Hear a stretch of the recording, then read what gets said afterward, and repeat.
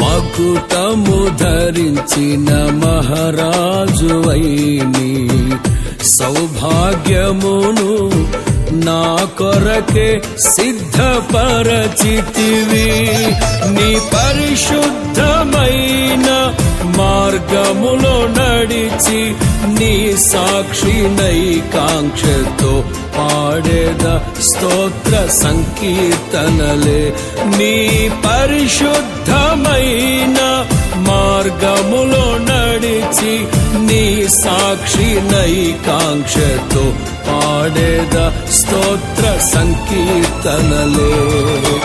రాజాధిరాజ రవికోటి తేజ రమణీయ సామ్రాజ్య పరిపాలక. రాజాధిరాజ రవికోటి తేజ